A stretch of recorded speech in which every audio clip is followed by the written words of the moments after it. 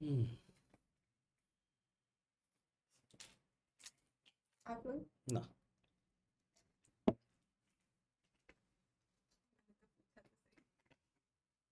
लोगों ने हाँ भाई, बच्चों क्या हाल चाल।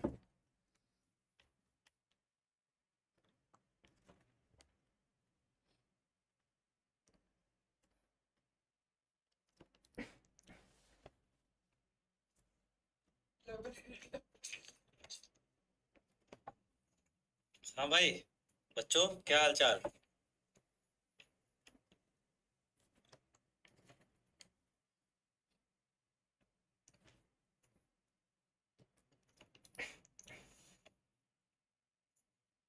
लोगों ने हाँ भाई, बच्चों क्या हाल चाल। ठीक है, तो आवाज़ क्लियर आ रही है बच्चों। गुड इवनिंग बच्चा, गुड इवनिंग। हम्म। ये रुक गया क्या वीडियो मेरा।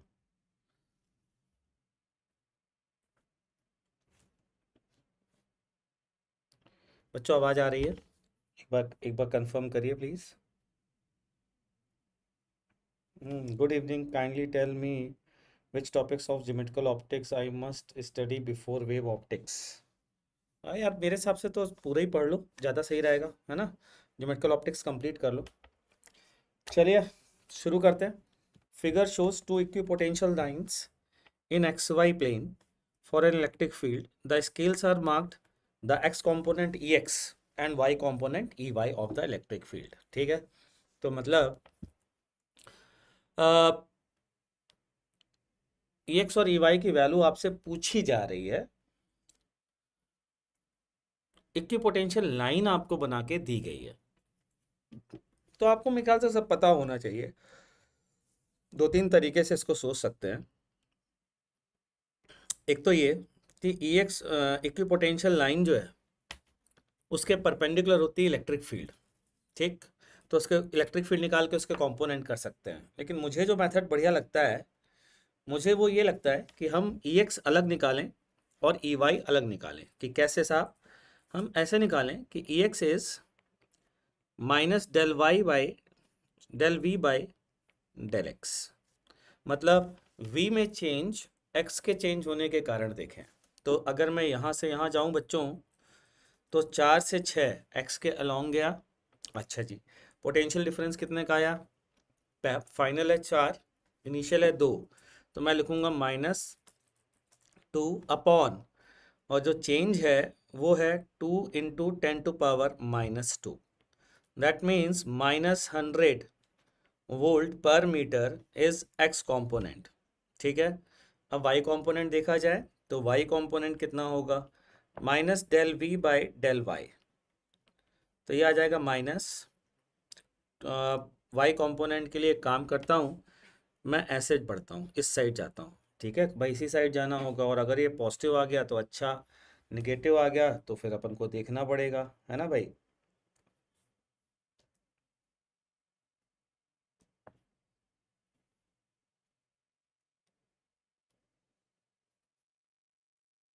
एक बार अशीन का एक वो है, मेल है एसआरजी टेस्ट के अनाउंसमेंट का, तो एक बार चेक कर लीजिए आप और देखिए कि उसमें वो चीज़ जो मैंने बोली है वो शुरू हो गई कि नहीं हो गई है। कोटा का हटा के हाँ, कोटा खटा करके। जी समझ तो minus del we by del X, तो मैं क्या करता हूँ, यहाँ से चलते हैं अपन लोग इस डायरेक्शन में। तो ये है पोटेंशियल फाइनल, फाइनल है 2 वोल्ट, इनिशियल है 4 वोल्ट। तो मैं क्या लिखूंगा बच्चों, 2 - 4 divided by 2 × 10⁻⁻²। Sir, I have just discovered this channel. I am dropper. Can I refer to these videos for JEE Mains and Advanced? बिल्कुल कर सकते हैं बच्चा, बिल्कुल कर सकते हैं आप। तो ये आ गया +100 वोल्ट पर मीटर। ठीक है, तो -100 x है और +100 वो है y है। तो ऐसा कोई ऑप्शन दिख ही नहीं रहा यार मेरे को तो। हम्म, चलिए एक बार कुछ गलती की होगी मैंने, हाँ गलती की दिख गई ना भाई। गलती ये की है कि यहाँ से यहाँ जाने में जब मैं इस साइड जा रहा हूँ तो y का जो चेंज है वो 2 का नहीं है, केवल 1 का चेंज है। तो यहाँ पर 1 आएगा बच्चों इस जगह, तो ये यहाँ पर 2 बचा रह जाएगा, तो -100 + 200 वोल्ट पर मीटर। ठीक है, चलिए आगे बढ़ते हैं। Next question, the dipole moment of system of charge +q distributed uniformly on an arc of radius r subtending an angle π/2 at its center where another charge -q is placed। Okay, ये कह रहे हैं कि एक dipole moment बताइए, एक +q charge uniformly distributed है, ठीक है, आर्क पर, और वो आर्क π/2 एंगल बना रही है। हाँ, तो π/2 अगर बना रही है तो इसको यहाँ से हटाना पड़ेगा अपन को, और ये यहाँ रखा है -q। तो आपको क्या करना है, याद करिए सेंटर ऑफ चार्ज वाला कॉन्सेप्ट, इसके सेंटर ऑफ चार्ज पे रख दीजिए +q।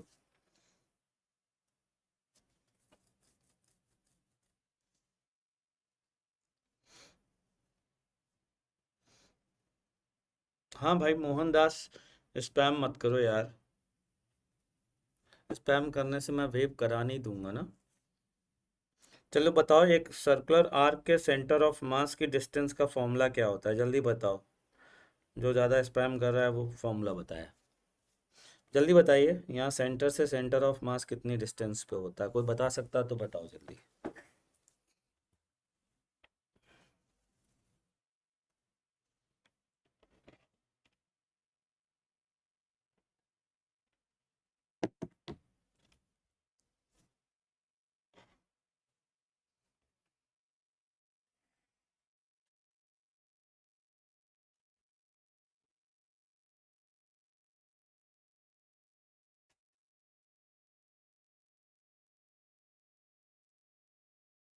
क्या यार, तुम लोगों को इतना भी नहीं आता नालायकों, हैं। 2r, बढ़ाइए ना बेटा, इस बैंडविड्थ होगी तो जरूर बढ़ा दूंगा। 2r sin θ/2 upon theta. जल्दी बताइए, क्या मैंने सही लिखा है? देख लीजिए भाई, गलत भी हो सकता है, फिर बाद में मत कहिएगा। सही लिखा है मैंने। तो यहाँ पर आ जाएगा सेंटर ऑफ मास की डिस्टेंस बच्चों 2r, साइन π/2 मतलब 1/√2 और थीटा की वैल्यू π/2, तो ये आ गया। तो ये वैल्यू आती है 2√2 r अपॉन पाई। क्या ये वैल्यू सही है बच्चों? r sin θ/2 अपॉन θ/2 मुर्गन ने कहा है। ठीक है, बिल्कुल सही कहा आपने, लेकिन थोड़ा लेट हो गए, तब तक मैं बता चुका था। 2r/पाई सेमी सर्कुलर रिंग का होता है अर्जुन, नालायक, पिटेगा तू। तो +q को यहाँ रख दीजिए, -q को यहाँ रखा ही हुआ है। ये डिस्टेंस आपको दिख रही है बच्चा पार्टी, तो क्या करना है, बस यहाँ पर +q रख देना है बच्चों, यहाँ -q रख देना है, और ये डिस्टेंस आपको पता है। तो डायपोल मोमेंट खट से आ गया। तो कितना आ गया बोलिए? ये आ गया 2√2 QR अपॉन पाई, बस हो गया। ठीक है जी।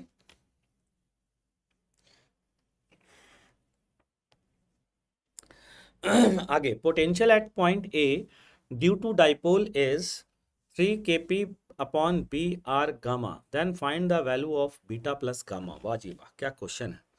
जरा ध्यान से सुनिए भाई लोग, एक तो डाइपोल है ये थोड़ी सी विड्थ बढ़ा देते हैं, एक डाइपोल ये, एक डाइपोल ये। इस डाइपोल के इस कंपोनेंट के कारण ए पर पोटेंशियल होगा, परपेंडिकुलर वाले के कारण नहीं होगा।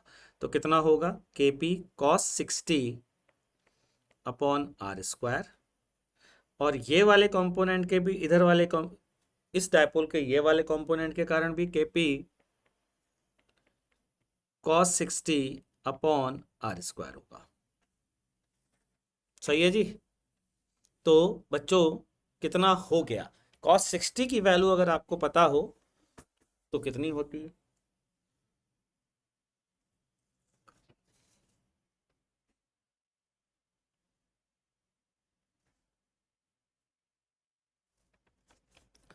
पहले तो ये देखो, मैं सही लिख रहा हूँ, potential at point A due to dipoles. तो cos 60 kp cos 60 by R square, kp cos 60 by R square, cos 60 की वैल्यू हाफ। ठीक है, तो टोटल कितना आ गया बच्चों, kp अपॉन आर स्क्वायर। तो ये आ गया 3 kp upon 3r², that means 3 kp upon 3r² को कंपेयर करें अगर हम लोग, तो ये आ जाएगा, बीटा की वैल्यू आ जाएगी 3 और गामा की वैल्यू आ जाएगी 2, तो बीटा प्लस गामा किसके बराबर हो गया? 5 के बराबर। ठीक है,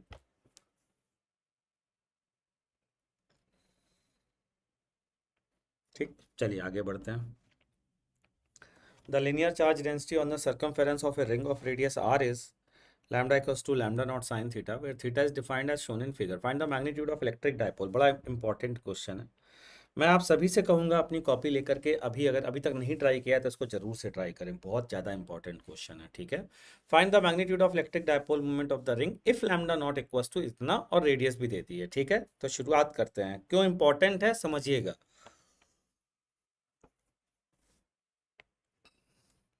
साइन थीटा का ग्राफ अगर मैं ड्रॉ करूं बच्चों, पॉजिटिव और नेगेटिव दोनों साइड, या पॉजिटिव साइड भी ड्रॉ करता हूं, तो ऐसा आता है 0 से 2 पाई में। ये बच्चों 0 होता है, ये π/2 होता है, ये पाई होता है, ये 3π/2 होता है, और ये 2 पाई होता है।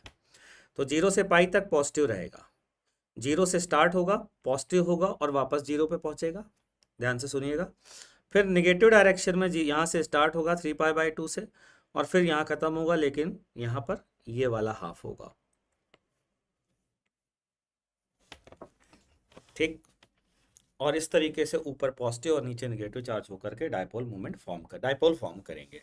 डायपोल मूवमेंट का याद कराता हूँ आपको, क्या फॉर्मूला बताया था। एक तो था सेंटर ऑफ मास वाला, ठीक है। दूसरा याद दिलाता हूँ, मैंने आपको कहा था सिग्मा QI/RI, क्या ये याद है बच्चों? तो क्या मैं इसको इंटीग्रेशन, अगर कॉन्टिन्यूअस है तो क्या मैं कह सकता हूँ RdQ, ये कहा जा सकता है।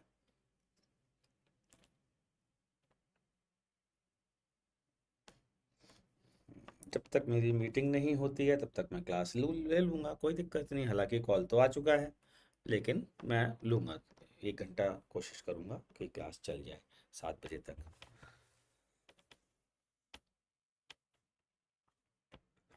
ज़्यादा पढ़ के क्या करोगे यार सोमू, हैं? कम कम पढ़ो, ज़्यादा पढ़ोगे तो सही नहीं है। हाँ, इस क्वेश्चन के लिए मैं एक पेज और यूज़ कर रहा हूँ, मुझे तो बढ़िया लगा यार ये क्वेश्चन, सही बता रहा हूँ। इस क्वेश्चन पे आप सबको समय देना चाहिए यार। समय देंगे तो अच्छा रहेगा। देखिए साहब, ये क्या कह रहे हैं। मैंने कहा ठीक है, यही फॉर्मूला लगाता हूँ, ध्यान दीजिएगा। यहाँ से थीटा एंगल पर मैंने आर वेक्टर की बात करी तो ये, और डी क्यू लिया तो ये हो गया लैम्डा DL। लैम्डा DL का मतलब कितना हुआ बच्चों? लैम्डा नॉट, वैल्यू आपको दी गई है क्वेश्चन में, lambda naught sine theta into DL। ये चार्ज हो गया बच्चों, ठीक है। इसका डायरेक्शन, इसका मतलब इस साइड आएगा, लैम्डा को साइन थीटा पॉजिटिव है क्योंकि, तो इसके 2 कंपोनेंट हो गए, एक ये वाला और एक ये वाला। अगर मैं कंपोनेंट की बात करूं तो साइन थीटा का ग्राफ 0 और π/2 के अबाउट सिमेट्रिक होता है। 0 और पाई के अबाउट सिमेट्रिक होता है। जैसा 0 से π/2 बढ़ता है वैसे 0 से π/2 कम होता है। तो मैं कह सकता हूं बच्चों, ध्यान से सुनना, कि यहाँ पर भी इस साइड आएगा, वह सेम वैल्यू के साथ आएगा, और ये वाले कंपोनेंट कैंसिल हो जाएंगे, केवल ये वाले ऐड होंगे। और एक इंटरेस्टिंग बात, अगला वाला नेगेटिव होता है, तो अगर मैं नीचे जाऊंगा तो डायरेक्शन ये आएगा, इसके ये कंपोनेंट होंगे और ये ऊपर वाला होगा, और नीचे वाले का ये कंपोनेंट होगा, ये वाला और ऊपर वाला, यानी कि सबके सेम वैल्यू 4 टाइम्स ऊपर की ओर ऐड हो जाएगी। तो इसका 4 टाइम्स कर दीजिए, और लेकिन ध्यान रखिएगा इंटीग्रेशन केवल 0 से π/2 करना है, दैट्स इट, हो गया। तो लेकिन कंपोनेंट कौन सा बच्चों? साइन थीटा वाला, तो इसमें कंपोनेंट का मल्टीप्लाई करना भूल गया था मैं, साइन थीटा। तो इस इंटीग्रेशन कर दीजिए और आंसर निकाल लीजिए। मेरे ख्याल से मैं अपनी बात को समझा पाया हूँ। चलिए आगे बढ़ते हैं।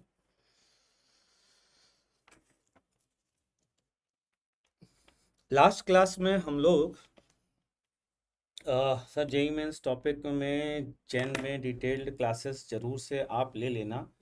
It will not just be beneficial for us but also 2025-26 JEE aspirants.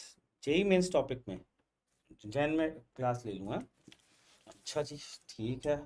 आपका सजेशन सर आंखों पर ट्राई करेंगे।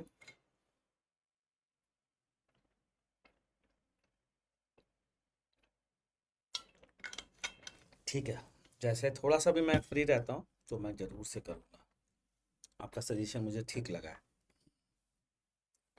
तो बच्चों, लास्ट क्लास में हम जो पढ़ रहे थे अब वहीं से शुरू करते हैं। तो लास्ट क्लास में हम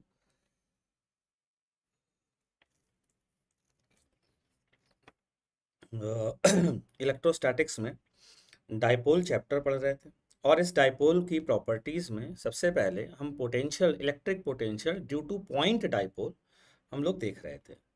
वहाँ पर मैंने आपको कुछ फॉर्मूले बताए थे, कुछ तरीके बताए थे बढ़िया बढ़िया डिफरेंशिएशन वाले, और हम पोटेंशियल वाले फॉर्मूले पर पहुँच गए थे यहाँ पर। आज इसके बाद शुरू करने जा रहा हूँ।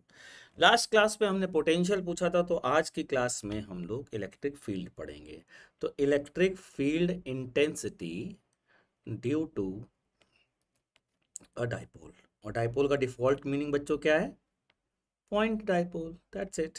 ठीक है, तो सबसे पहले at axial position, at axial position. ठीक, तो सबसे पहले एक्सियल पोजीशन, याद है कुछ एक्सियल पोजीशन किसे कहते थे? मैं याद दिलाता हूँ, ये है डाइपोल, मतलब यहाँ रखा, आप इमेजिन कर लीजिए माइनस क्यू, और मान लीजिए यहाँ पर प्लस क्यू इमेजिन कर लीजिए, और इनके बीच की बच्चों डिस्टेंस है डी। आपको यहाँ से आर डिस्टेंस पर फील्ड बतानी है किसी पॉइंट ए पर। ठीक, ध्यान से सुनना मेरी बात को, with the assumption r much much greater than d. क्यों? क्योंकि हम किसकी वजह से फील्ड निकाल रहे हैं? पॉइंट डाइपोल, क्योंकि डिफॉल्ट मीनिंग हमारे सिलेबस में डाइपोल का क्या है बच्चों? Point dipole. तो एक बार कोशिश करिए, क्योंकि मैं आपको लास्ट क्लास में पोटेंशियल के लिए एक बढ़िया चीज़ बता चुका हूँ, तो मैं एक्सपेक्ट करता हूँ आपसे आज वो चीज़ आप ट्राई करेंगे। करिए ट्राई फटाफट, देखते हैं।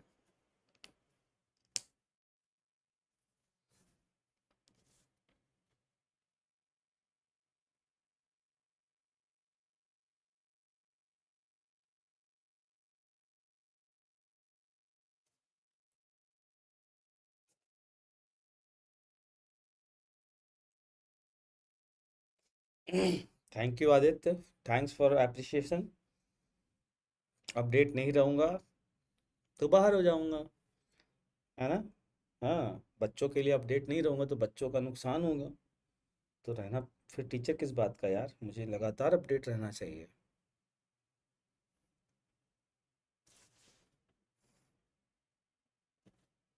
चलिए फील्ड निकालते हैं आप। हाँ, तो इस प्लस क्यू के कारण फील्ड यहाँ पर होगी के q by r square.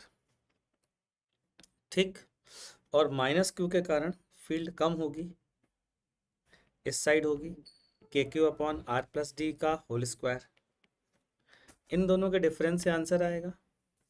Clear? इसका मतलब नेट फील्ड अगर मैं निकालना चाहूँ तो ई नेट की वैल्यू होगी, पहली बात तो डाइपोल के डायरेक्शन में होगी, रिजल्टेंट जो है बच्चों, सबसे पहली चीज़ तो इस साइड आएगा, क्योंकि ये वाली वैल्यू ग्रेटर है। ठीक, और कितना आएगा? K q by r square minus k q upon r plus d का होल स्क्वायर। सहमत है? अब वाला गेम खेल लेते हैं जिसका मैंने लास्ट क्लास में जिक्र किया था। डी से डिवाइड कीजिए, डी से मल्टीप्लाई करिए, ये बन गया माइनस एफ डैश आर। ये वाली चीज़ बन गई माइनस एफ डैश आर। क्यों? क्योंकि डी टेंडिंग टुवर्ड जीरो है। तो क्या लिखें यहाँ पर? Minus k Q by R square का डेरिवेटिव बोलो, कितना आएगा बच्चों? ये आएगा माइनस टू के क्यू अपॉन आर क्यूब, यही आएगा, इंटू डी। ठीक, माइनस और माइनस हट गया, तो ये वैल्यू आ गई कि कितनी आई? ये वैल्यू आती है 2kp बाई आर क्यूब। और ध्यान से देखिए आप, तो इलेक्ट्रिक फील्ड का डायरेक्शन, नेट इलेक्ट्रिक फील्ड का डायरेक्शन वही है जो डायपोल का डायरेक्शन है। तो आप एक्सियल पोजीशन के लिए ऊपर वेक्टर सिंबल भी बना सकते हैं। इसका मीनिंग ये है कि अगर आप डायपोल के पीछे फील्ड पूछेंगे तो इस साइड होगी, आगे फील्ड पूछेंगे तो इस साइड होगी, मतलब हमेशा डायपोल के अलोंग ही होगी। ये बात तय है, और इसको आप देख भी सकते हैं ये माइनस है, ये प्लस क्यू है, तो बच्चों यहाँ पर इस साइड पीछे की बात करूँ तो माइनस क्यू की फील्ड डोमिनेट करेगी, यानी कि ये वाला डायरेक्शन डोमिनेट करेगा। Is that clear? ठीक, आगे बढ़ते हैं, इक्वेटोरियल पोजीशन पर देखते हैं। ठीक है, तो नेक्स्ट पेज पे देखेंगे EFI एट इक्वेटोरियल पोजीशन।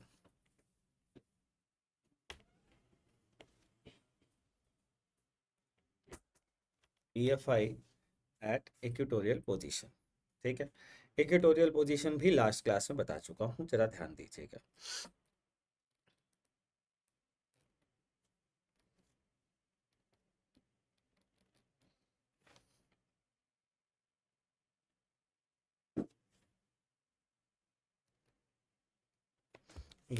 ये है माइनस क्यू, ये है प्लस क्यू। ठीक, यहाँ पर पॉइंट ए है और यहाँ फील्ड बतानी है। तो माइनस क्यू के कारण, ध्यान से सुनना, अगर ये दोनों डिस्टेंस आर हैं तो माइनस क्यू के कारण यहाँ पर फील्ड मैं बोलता हूँ ई। ठीक, ई आर बोल देता हूँ। ठीक है, तो यहाँ पर भी फील्ड ई आर होगी। चलिए, ये एंगल जो है ना, ये पूरा एंगल जो डायपोल फॉर्म कर रहा है, ये थीटा मान लेता हूँ। ठीक, क्या ये ई आर इस डायरेक्शन में होगी? नहीं, क्योंकि ये पॉजिटिव चार्ज है बच्चों, ई आर इस डायरेक्शन में आएगी। चेक कर लीजिए।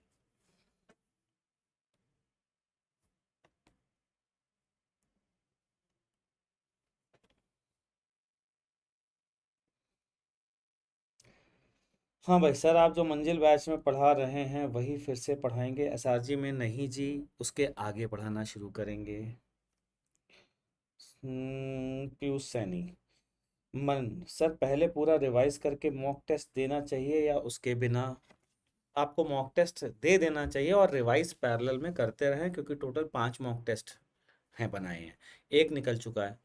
तो ये गलती मत करो, मॉक टेस्ट देते रहो, ठीक है ना? तो उससे तुम्हें ये भी फ़ायदा मिलेगा कि इतना रिवीजन करने से मैंने कितना इम्प्रूव किया, ये बात भी पता चलती रहेगी। अब यहाँ पर बात करने जा रहा हूँ, ध्यान से सुनना।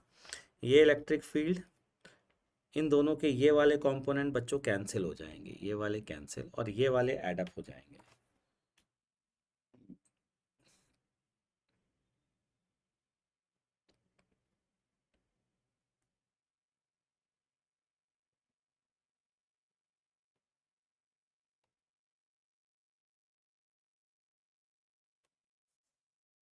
बेटा, होमवर्क में थोड़ा मुश्किल है बता पाना कि कौन सा छोड़ें कौन सा नहीं छोड़ें आदित्य, इसलिए मैं आगे बढ़ता हूँ।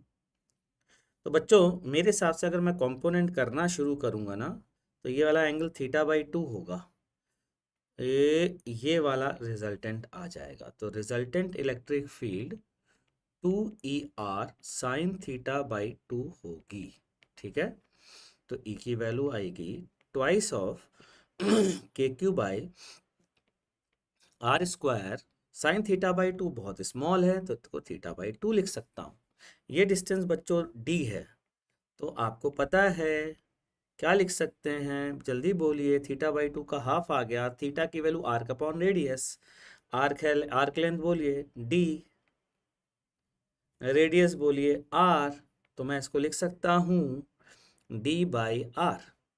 तो बच्चों 2 से 2 कैंसिल और ये आता है के क्यू डी कितना बन गया? P/R³। इलेक्ट्रिक फील्ड की वैल्यू आ गई। ये है डायपोल का डायरेक्शन, ये है फील्ड का डायरेक्शन, एक दूसरे के क्या हैं? अपोजिट। तो मैं क्या लिखूंगा? E बराबर -KP/R³। क्लियर है जी? यानी कि इक्वेटोरियल पूछिए, ये याद रखने फॉर्मूले भाई, ऐसे काम नहीं चल पाएगा, ये ध्यान रखिएगा। तो इक्वेटोरियल पोजीशन पे -KP/R³, एक्सियल पोजीशन पर KP/2KP/R³। इंपॉर्टेंट बात बच्चों ये है कि अब अगर मुझे एक्सियल पोजीशन पे पता है, मुझे इक्वेटोरियल पोजीशन पे पता है, तो अगर कोई किसी ने कहा यार ये डायपोल है और किसी जनरल पोजीशन पे बताओ, तो मुझे पता है ना कंपोनेंट डायपोल के वर्क कर सकते हैं। लास्ट क्लास में ये भी बताया था कि डायपोल के कंपोनेंट क्यों वर्क करते हैं, ये बात भी आप प्रीवियस वीडियोस में जा कर के देख सकते हैं। ठीक है, तो तीसरे पॉइंट पर आते हैं। Sir assignment quiz class test भी होंगे? हाँ भाई, बहुत ज़्यादा होंगे। जीटा गेमिंग सर, आप अजीत अग्रवाल सर को जानते हैं? He suggested me to follow up. क्या फॉलो अप? मैं जानता हूँ अजीत अग्रवाल सर को। सर अभी आपके मॉक टेस्ट खरीदे नहीं हैं सर, लेकिन सोच रहा हूँ कि ले लूँ एंड बाकी के 4 टेस्ट दे दूँ। लेकिन प्रॉब्लम ये है कि ऑफलाइन के टेस्ट ये वाला टेस्ट के साथ कोलाइड ना कर जाएं। अरे अभी के लिए छोड़ भी सकते हो ना ऑफलाइन वाले टेस्ट यार। अभी तो फिलहाल इन पर फोकस कर लो, एक ही महीने की तो बात है। तो इन टेस्ट को दे दो और जो तुम्हारा छूट गया तुम वो टेस्ट भी दे पाओगे बैठ करके। इसकी खास बात यही है। ठीक है, बस तुम्हारी रैंक जो है वो अलग आएगी उसमें। तो बच्चों हम यहाँ पर पहुँच गए, अब हम जनरल पोजीशन देखने जा रहे हैं। ठीक है, EFI at general position, EFI at general position.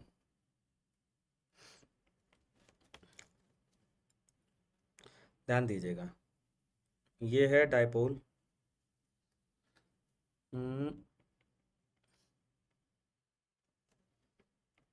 Theta angle, r distance पर फील्ड निकालनी है, जनरल पोजीशन पर फील्ड निकालनी है ना बच्चों। ठीक है, तो निकालते हैं। ये हो गया इस डायरेक्शन वाला। अगर मैं डायपोल के दो कंपोनेंट करूं तो ये है पी कॉस थीटा और ये है परपेंडिकुलर वाला पी साइन थीटा। ठीक, इसको कट कर दीजिए। पी कॉस थीटा के कारण फील्ड आएगी 2 kp cos theta upon r cube. ठीक है, और पी साइन थीटा के कारण आएगी kp sine theta upon r cube, ये आएगी। ठीक बच्चों, अच्छा जी, ये यहाँ से मैं इसको देखता हूँ, ये है थीटा, ये है थीटा। अभी देख लो, चेक कर लो क्या मैंने दोनों फील्ड सही लिखी हैं। भाई पी साइन थीटा के लिए इक्वेटोरियल पोजीशन है तो उसके अपोजिट फील्ड आएगी। पी कॉस थीटा के लिए एक्सियल पोजीशन है तो सेम डायरेक्शन में फील्ड आएगी। ठीक है बच्चों, तो अगर मैं तुमसे बोलूं, ध्यान से सुनना, कि रिजल्टेंट फील्ड क्या होगी, तो आप बता सकते हो कि रिजल्टेंट फील्ड का मैग्नीट्यूड निकाल सकते हो KP/R³ under root sine square theta plus 4 cos square theta. और ध्यान से देखो, तो cos square theta plus sine square theta एक को ले लो, एक पेयर को, तो वो क्या बन जाएगा 1। तो ये हो जाएगा 1+3 cos स्क्वायर थीटा। ठीक है, 1+3 cos स्क्वायर थीटा। क्लियर है जी? अब देखना, बहुत बढ़िया बात सामने आने वाली है बच्चों, बहुत ही शानदार। और वो बहुत शानदार बात ये है कि अगर मैं एक डायपोल के अराउंड, ठीक है, आर रेडियस का एक स्फेयर ड्रॉ करूं, डायपोल है बिल्कुल पॉइंट डायपोल, आर रेडियस का स्फेयर ड्रॉ करता हूं। ठीक, यहाँ से थीटा मेज़र किया जाएगा। तो इलेक्ट्रिक फील्ड की अगर मैं बात करूं तो मैक्सिमम वैल्यू इस सर्किल पर, मैक्सिमम अगर पूछूं तो देखिए ज़रा इस वैल्यू को कब होगी और कितनी होगी। मेरे हिसाब से ई मैक्स थीटा बराबर 0 पर होगा, मतलब यहाँ पर, और थीटा बराबर पाई पर होगा, मतलब यहाँ पर। मतलब एक्सियल पोजीशन जो होती है, जो हमने ऑलरेडी पढ़ी है ना, ये मैक्सिमम की कंडीशन है। और मिनिमम की तो अब समझ में आ गया होगा क्योंकि स्क्वायर आ रहा है। तो जहाँ कॉस थीटा 0 होगा मतलब पाई/2, तो ये आ गई बच्चों मिनिमम की कंडीशन। मतलब बाइसेक्टर वाली जो कंडीशन है ना, वो एक्चुअल में मिनिमम है। पता है इससे क्या बात समझ में आती है? इसका मतलब ये है कि जो हमने दो फॉर्मूले पढ़े हैं, एक्सियल वाला और इक्वेटोरियल वाला, ठीक, एक डायपोल के अराउंड सारी की सारी फील्ड इन्हीं दो वैल्यू के बीच में होती है, कांस्टेंट रेडियस पर अगर मैं पूछूं तो। है ना बढ़िया चीज?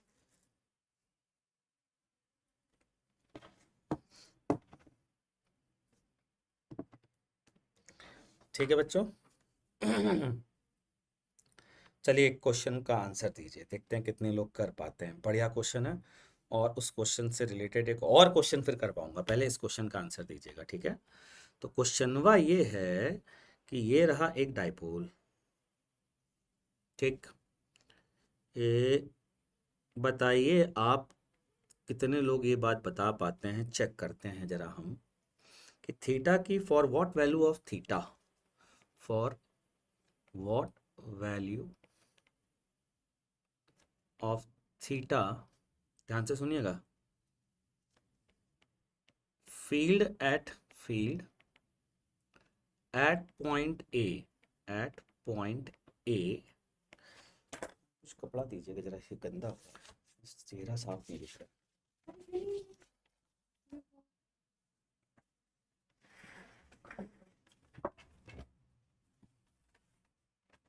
ये दे दीजिए, नहीं ये दे दीजिए, कागज दे दीजिए, चलेगा, कागज दे दीजिए, हाँ नहीं, कागज दे दीजिए।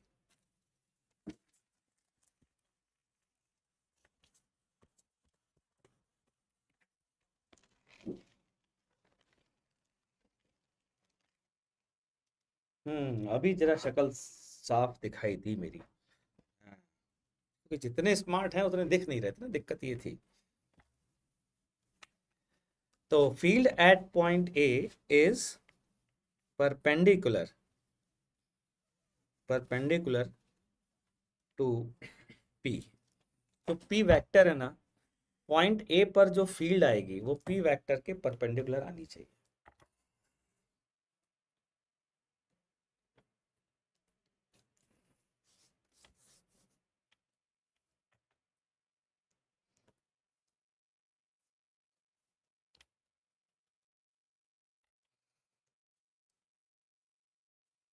जल्दी बताओ यार।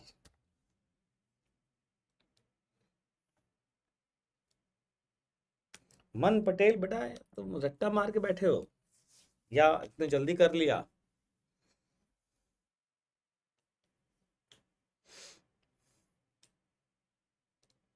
क्या बात है बाबू, बहुत बढ़िया, शानदार।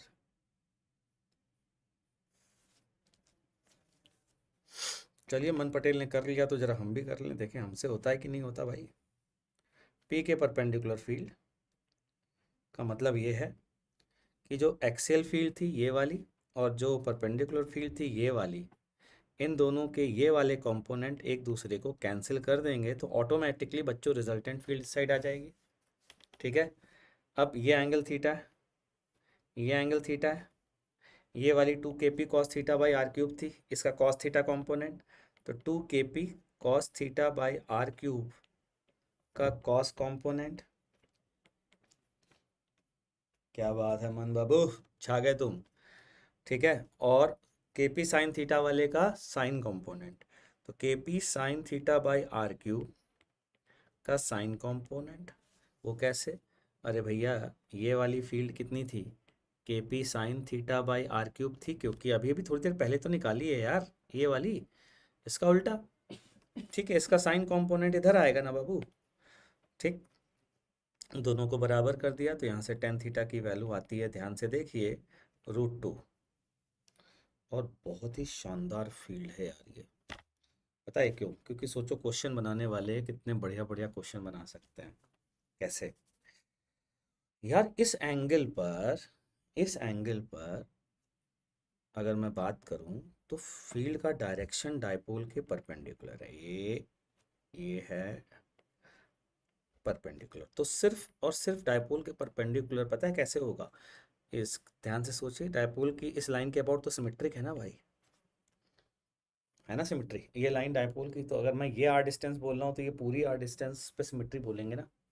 हर पॉइंट पर फील्ड का डायरेक्शन यही होगा, परपेंडिकुलर, ठीक। तो क्वेश्चन पूछने वाले कह सकता है कि मैंने यहाँ पर एक -q चार्ज रखा, उस पर फोर्स लगा QE, तो बताइए उसको कितनी स्पीड दें कांस्टेंट, ताकि वो सर्कुलर मोशन परफॉर्म करने लगे, है ना? कर सकते हैं क्वेश्चन, क्योंकि वो रिजल्टेंट इलेक्ट्रिक फील्ड अब निकाल पाएंगे ना भाई। ये वाली वैल्यू कितनी आएगी ये तो आप कैलकुलेट कर पाओगे ना। अच्छा चलो कैलकुलेट करो वो वैल्यू कितनी है, and also calculate value of E, बताओ जरा कितनी आ रही है,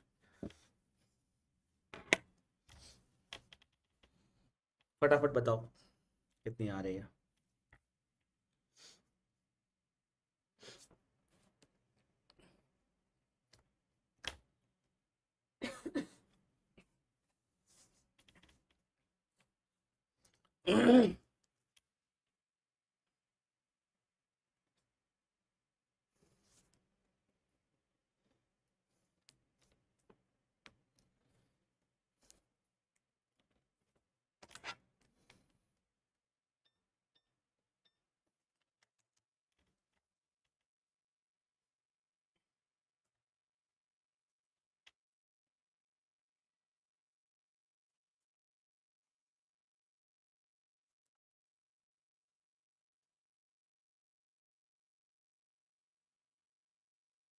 हाँ बेटा, बस मैं सिलेबस के बारे में रॉक शोज मैं बहुत बार बोल चुका हूँ, फिर से बोल देता हूँ।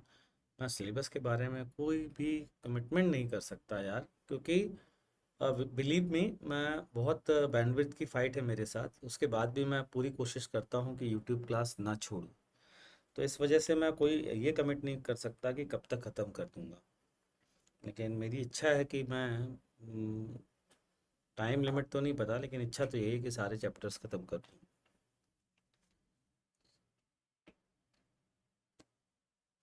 ना, सिलेबस सारा पेंडिंग है। अच्छा, तो सिलेबस अगर पेंडिंग है तो तुम एक काम ये भी कर सकते हो, जैसा कि मुझे बच्चों ने बताया है कि बहुत सारे टीचर्स के टेलीग्राम पर लेक्चर्स अवेलेबल हैं और मेरे भी अवेलेबल होते हैं। अब वो कैसे होते हैं मुझे नहीं पता, लेकिन बच्चों ने बताया है, तो आप वहाँ से बाकी के टॉपिक कर सकते हो, देख सकते हो बेटा। चलिए फील्ड की वैल्यू निकालें हम लोग, देखते हैं।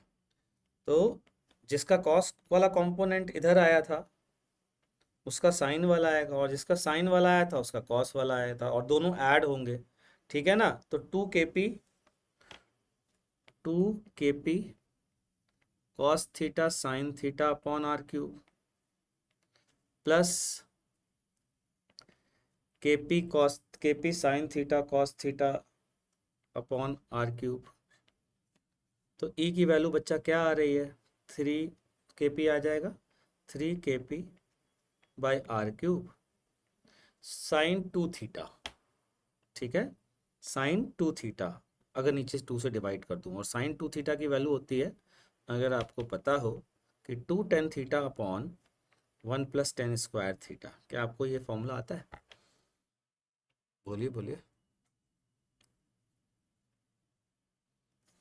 इस फॉर्मूले से भी वैल्यू निकाली जा सकती है, आपको पता है? तो वैल्यू डाल दीजिए जरा। तो ई की वैल्यू आती है बच्चों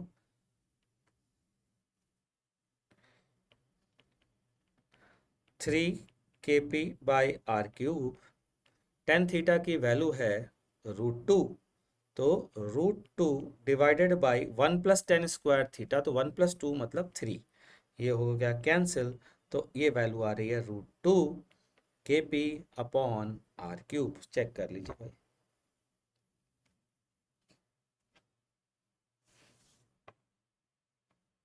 यार पता नहीं, मन मुझे तो बच्चों ने बताया, मुझे नहीं पता टेलीग्राम पर मेरे लेक्चर हैं कि नहीं। कुछ बच्चे बता रहे हैं टीओपीएस के भी अवेलेबल हैं, कुछ बच्चे बता रहे हैं बहुत सारे, मेरे जितने भी हैं सब अवेलेबल हैं, मैंने आज तक पढ़े हैं, लेकिन मुझे आज तक पता नहीं चला कहाँ पर अवेलेबल है। याद आया मुझे, मैंने एक बार ज्वाइन भी किया था ग्रुप, शायद पता नहीं मुझे, एक बार देखा है शायद। हाँ कर सकते हो, बिल्कुल कर सकते हो बेटा मन पटेल, बिल्कुल कर सकते हो, क्योंकि मैं मतलब इस चीज़ के पक्ष में ही रहता हूँ कि बच्चों को मतलब यूट्यूब पे मेरे सारे लेक्चर फ्री ऑफ कॉस्ट होने चाहिए, और यही कारण है कि मैं पूरा प्रयास कर रहा हूँ कि मैं कंप्लीट कर लूँ यूट्यूब पे सारे लेक्चर्स, है ना, ताकि हर को बच्चा जो चाहे वो एटलीस्ट थ्योरी एक बार पढ़ ले मेरे लेक्चर्स को देख करके।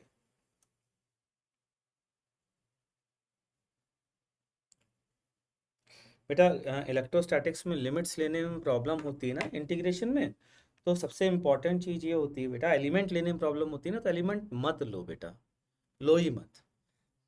ये प्रॉब्लम इलेक्ट्रोस्टैटिक्स की नहीं है, ये स्टार्टिंग से प्रॉब्लम फिजिक्स की है, कि हम क्या सोचते हैं कि ये क्वेश्चन इंटीग्रेशन का क्वेश्चन है, इसलिए हमें इंटीग्रेशन कैसे करें इस पर दिमाग लगाते हैं, जबकि हमें दिमाग लगाना चाहिए कि ये इंटीग्रेशन का है या नहीं हमें नहीं पता। हम तो निकालेंगे, जहाँ फंसेंगे वहाँ देखेंगे क्या करना है और अपने आप एलिमेंट सही निकलेगा। सोमू आप भी कर रहे हैं मेरे ट्यूबपेस से, अच्छी बात है फिर तो। चलिए बढ़िया बात है। वो वही वाले बैच के हैं क्या सोमू, जो तुम बता तो रहे थे शायद, पाटिल वाले बैच के हैं? मतलब पाटिल की रैंक कितनी आई थी, 17 या 18, मुझे याद नहीं है। एक तो पाटिल, हाँ पाटिल है था, उसमें नंदी था, उसमें दो और बच्चे थे यार, उसमें दिशांक था। दिशांक की रैंक कौन सी आई है, 12, नहीं 22 आई है दिशांक की, मुझे याद नहीं 21 या 22 है दिशांक की। और एक और बच्चा है यार टॉप 100 का उस बैच में था, मुझे याद नहीं आ रहा, उसका नाम नहीं याद आ रहा। टोटल 4 बच्चे उस बैच से टॉप 100 में सिलेक्ट हुए हैं जहाँ तक मुझे याद है। उसके पहले वाले बैच में काव्य था, उसमें भी 4 बच्चे ही सिलेक्ट हुए थे। और हाँ उसमें राठी था, उसमें राठी बेस्ट रैंक पे था शायद। राठी की 20 आई थी, हाँ 20 रैंक थी, 18 रैंक थी या 20 थी मुझे याद नहीं है। अच्छा सो आर्यन मैसूरी, ओके, इसकी आर्यन की रैंक थी हाँ टॉप 100 में, ठीक है, मुझे याद नहीं उस बैच में इसकी किसकी थी, लेकिन इनका याद है पाटिल और इसका, क्योंकि नंदी और पाटिल मेरे से मिलने आए थे इसलिए मुझे याद है। चलिए ठीक है, हम आगे बढ़ते हैं। तो उस बैच के भी ले सकते हो, उससे पहले राठी वाले बैच के भी कुछ बच्चे बता रहे थे अवेलेबल हैं। हाँ, क्योंकि झील के नोट से मैच करा रहे थे लोग, तो मेरे को बताया कि राठी वाले बैच के भी सर अवेलेबल हैं, उसके भी हैं। मन 12th के लेक्चर होंगे यार, मतलब मेरे को तो 12th के बारे में बताया है, मेरे को कोई बच्चा था 12th के भी अवेलेबल हैं। मैं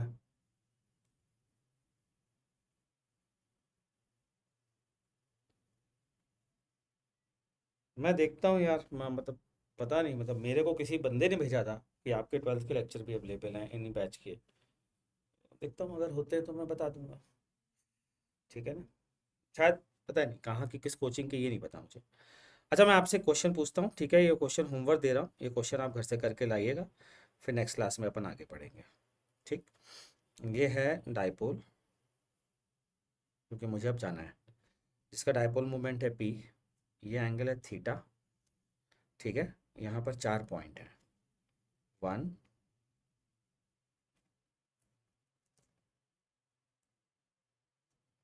मैंने ही भेजा। सत्यम भैया के नोट्स डायरेक्टली यूज़ करें, हाँ कर सकते हो, बिल्कुल कर सकते हैं। सर आप दे सकते हैं 12th के कुछ चैप्टर्स के जूम लिंक, प्लीज़ अब डिसकंटिन्यू हो जाएगा। मेरे पास तो नहीं है अवेलेबल, हाँ लेकिन मैं, मेरे को जो बच्चों ने बताया है उन बच्चों से मैं पूछ लूँगा यार नेक्स्ट क्लास में कि भाई कहाँ अवेलेबल है, कुछ बच्चों की मदद कर दो, ठीक है। तो मैं पूछ लूँगा, मुझे मेरे पास तो कुछ भी अवेलेबल नहीं है बेटा। ये है 4, ठीक।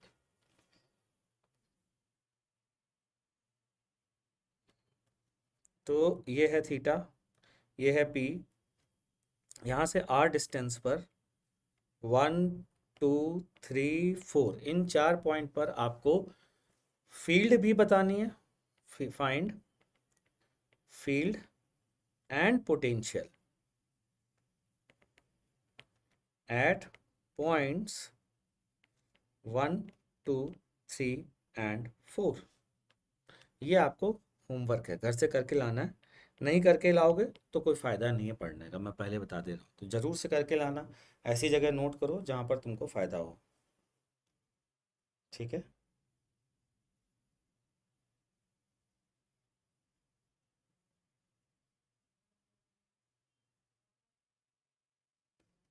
ठीक, चलिए आगे बढ़े, चलिए आगे बढ़ते हैं। अगली चीज़ हम पढ़ने जा रहे हैं डाइपोल। वह मेरे को मिल गया टाइम थोड़ा सा, तो मैं एक्सटेंड कर देता हूँ। हाँ आदित्य वर्मा हाथ ऊपर करवाएंगे, बिल्कुल साहब। Dipole in uniform electric field,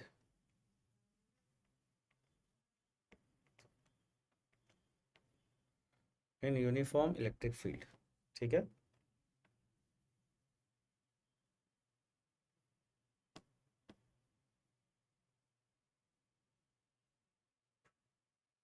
current और कैपेसिटर पूछ रहा है, ठीक है।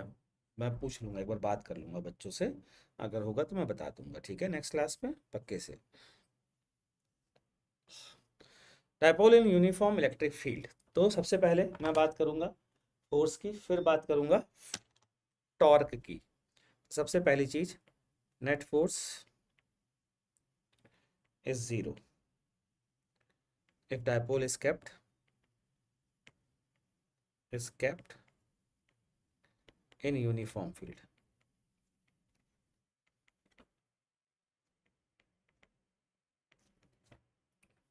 चल रहे, ठीक है। तो बच्चों, दूसरी चीज़ है टॉर्क, जो अपन नेक्स्ट क्लास में देखेंगे, तो लिख देता हूँ ताकि नेक्स्ट क्लास में यहीं से शुरू कर सकूँ, ठीक है। कितना टॉर्क होता है, पोटेंशियल एनर्जी पढ़ेंगे, और नेक्स्ट क्लास में ये टॉपिक फिनिश हो जाएगा। उसके बाद हम कंडक्टर्स स्टार्ट करेंगे। कंडक्टर में करीब 3 से 4 लेक्चर लगेंगे, और इलेक्ट्रोस्टैटिक्स फिनिश।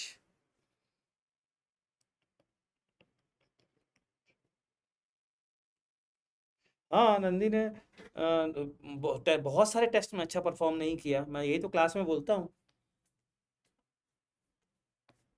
ठीक है भाई।